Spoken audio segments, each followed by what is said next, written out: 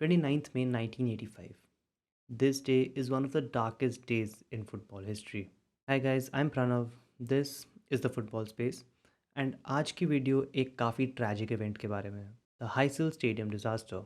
तो 29 मई के दिन बेल्जियम कैपिटल ब्रसल्स में हाइसिल स्टेडियम में यूरोपियन कप फाइनल होने वाला था और दोनों कंट्रीज से कुछ 40 या 50,000 फैंस बेल्जियम आए थे ये मैच देखने के लिए। लेकिन one side of fans aimed for more than just victory that night. थोड़ा और कॉन्टेक्स्ट के लिए हमें एक और साल पीछे जाना होगा। 1984 का European cup final was held between Liverpool and Roma on Roma's home ground Estadio Olimpico. The match ended in a 1-all draw और पेनल्टीज पे जाके लिवरपूल वन 4-2 जिससे उनका ट्रेबल कंप्लीट हुआ। All was good for the team who were in a protected environment. लेकिन Liverpool fans के लिए उनका पूरा trip to Rome was nothing but traumatizing. Final के पहले काफ़ी रिपोर्ट्स के हिसाब से there have been multiple incidents of stabbing.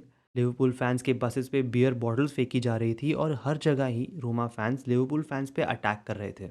Everything only got worse when Liverpool won the final. एक लिवरपूल सपोर्टर ने बताया, it was as if all of Rome exploded into a fit of rage. एक तरफ field पर team अपनी victory celebrate कर रही थी और दूसरी तरफ लिवरपूल फैंस बस ये होप कर रहे थे कि वो स्टेडियम से होटल तक सेफली पहुंच जाए। थैंकफुली मेरे को उस रात की कोई डेथ रिपोर्ट्स नहीं मिली, but a lot of Liverpool fans were just left injured with little to no help. एक और सपोर्टर ने कहा कि उसे डर था कि अगर एक इंग्लिश साइड दोबारा एक इटालियन साइड से किसी फाइनल में मिली तो उसका नतीजा अच्छा नहीं होगा। With that we come back to 1985 where Juventus an Italian side faces Liverpool an English side. तो जाहिर सी बात है माहौल काफ़ी हॉस्टाइल था। लिवरपूल फैंस इटालियंस की तरफ बहुत ज़्यादा सस्पिशियस थे and rightly so, but what happened next cannot be justified by anything. 1985 final के लिए UEFA could have chosen Santiago Bernabeu in Madrid और Camp Nou in Barcelona क्योंकि दोनों ही स्टेडियम्स 1982 में रेनोवेट हुए थे और अच्छी कंडीशन में थे। लेकिन फॉर सम रीज़न और the other UEFA went with the Heysel stadium in Brussels. इसमें दो प्रॉब्लम्स थी। एक कि हाइसल स्टेडियम 1935 में बना था एंड तब से 1985 तक उसमें कोई भी रेनोवेशंस नहीं हुए थे और वो एक बहुत बुरी कंडीशन में था इतनी बड़ी गेम होस्ट करने के लिए। और दो कि ब्रसल्स में बहुत ज़्यादा नेटिव इटालियंस रहते थे which would make the Juventus fans more in number as compared to the Liverpool fans. Match की 60,000 टिकट्स बिकी थी लेकिन वहाँ पे उस दिन उससे कहीं ज़्यादा लोग थे। फील्ड के दोनों एंड्स पे राइवल फैंस के एरियाज थे। दी स्टैंड्स वो called X and Y for Liverpool fans and O N M for Juventus fans. ये वाले areas were for the neutral Belgian supporters and Z also for the neutral और Juve fans. Now stand Z. Stand Z का scene ये था कि it was suppose to be a neutral stand जो Belgian supporters के लिए था। लेकिन इस स्टैंड की टिकट्स ब्लैक में कुछ इटालियन ट्रैवल एजेंट्स को दी गई एंड उन ट्रैवल एजेंट्स ने इन टर्न वो आगे यूवेंटस फैंस को बेच दिया। ऑल्सो स्टेडियम के बाहर भी बहुत टिकट्स ब्लैक में बिक रही थी एंड बहुत सारे यूवेंटस फैंस ने उन्हें खरीदा। तो बिफोर द मैच दोनों फैंस को स्टेडियम्स के ऑपोजिट एंड्स पे रखने वाला प्लान पूरा फेल हो गया था।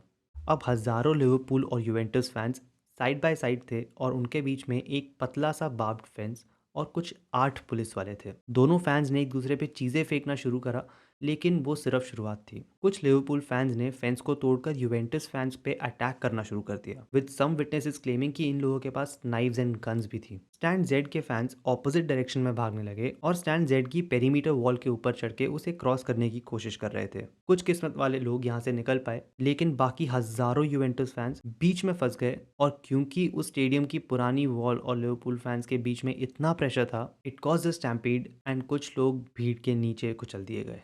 इस प्रेशर से स्टेडियम की पेरीमीटर वॉल टूट गई और कुछ लोग वहां से भी एस्केप कर पाए। सब कुछ खत्म हो जाने के बाद पता चला कि कुछ 39 यूवेंटस फैंस की डेथ हुई है एंड कुछ 600 फैंस और इंजर्ड थे। Despite all of this final game को पोस्टपोन नहीं किया गया बिकॉज दे थॉट पोस्टपोन करने से राइट्स और खराब हो सकते हैं। It was obvious that the players did not want to play. The match ended in a 1-0 victory for Juventus thanks to Michael Platini's penalty. लेकिन किसी को उस मैच से फ़र्क ही नहीं पड़ रहा था।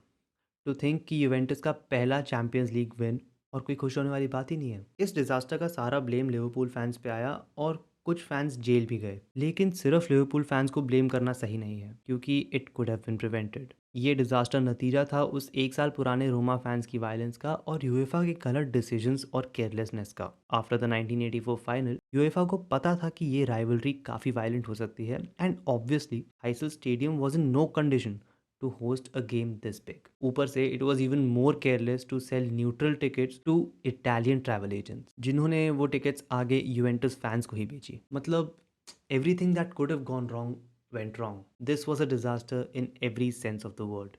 हाइसिल स्टेडियम डिजास्टर की वजह से all English teams were banned from all UEFA competitions for 5 years and Liverpool for 6 years. UEFA ने लिवरपूल फैंस की गलती के लिए सब इंग्लिश टीम्स को इसलिए पनिश किया क्योंकि उस टाइम पे इंग्लैंड में हुलिगनिज्म बहुत ज़्यादा रैम्पेंट था और यूएफा को डर था कि ऐसा डिजास्टर दोबारा ना हो. इवन दो ऐसा इंसिडेंट दोबारा फिर से हुआ as the Highbury disaster, but some other day. इस पनिशमेंट की वजह से इंग्लिश फुटबॉल ने फाइनेंशियली बहुत स्ट्रगल किया, लेकिन फिर एक नए अवतार में एज प्रीमियर लीग बाहर आई. एंड अगर आपको उसके बारे में जानना है तो आप ये वीडियो देख सकते हो. आज के लिए तो इतना ही था. मैं आपसे मिलूँगा एज सून एज़ पॉसिबल. अगर यहाँ तक आ गए हो तो प्लीज़ वीडियो को लाइक भी कर दो, और अगर ऐसी और वीडियोज़ देखनी है तो सब्सक्राइब भी कर दो. That's it. Okay, bye.